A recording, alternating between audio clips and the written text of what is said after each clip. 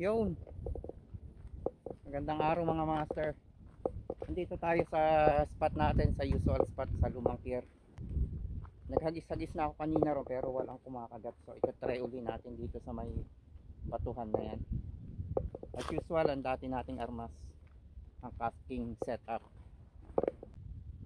At ang ating very effective na DIY hair clip lure. Susubukan natin dito.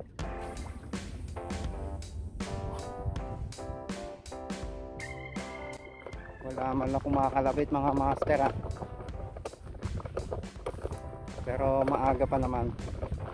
Lipat-lipat lang tayo.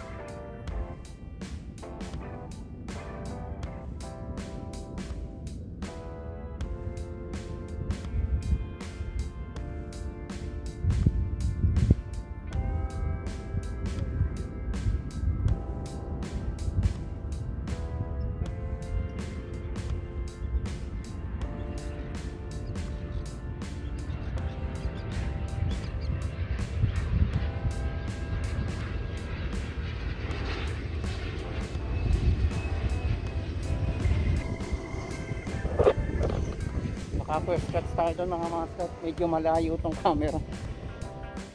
Isang maliit na trevally pero good size na first cuts natin.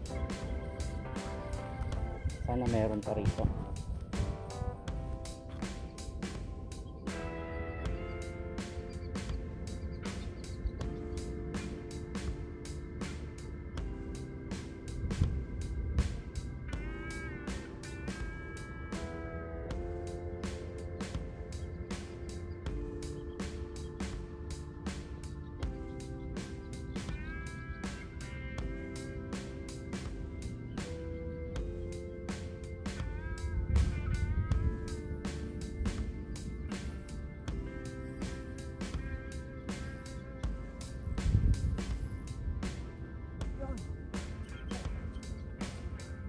Second catch. Thank you po. Kakawan mga master sa kabila doon oh. Diyan sa maraming ibon na yan. Wait lang natin dito baka sakaling lumapit. Pero okay naman dito, may kumakagat na pa isa-isa, nakadalawa na tayo. Yan yung ano natin. Yung second catch, yung isa andun.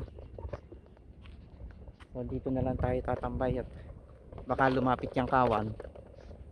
Mas malaking chance makahuli tayo. Sana nga lumapit.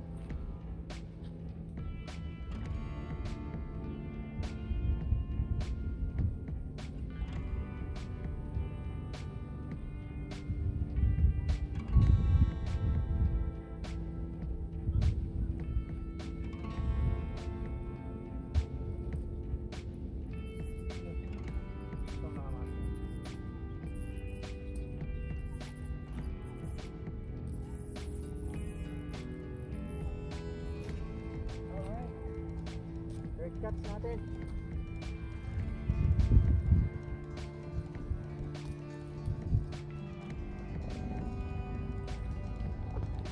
Yan o. Hindi Bulabog na yung spot natin. Palipasin lang natin maya maya.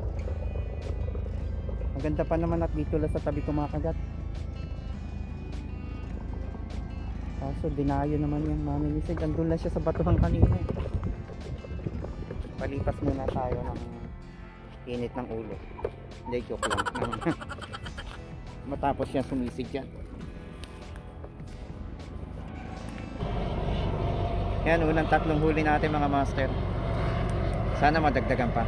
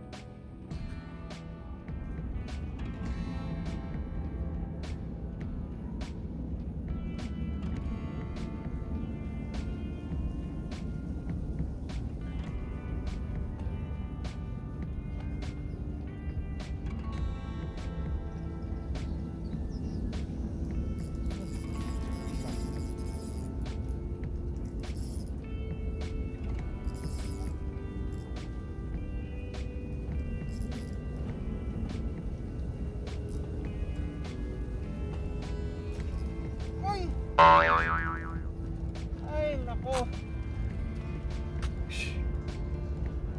tatlong unhook na tayo mga master. Ganda pa naman, ang bigat. Sayang.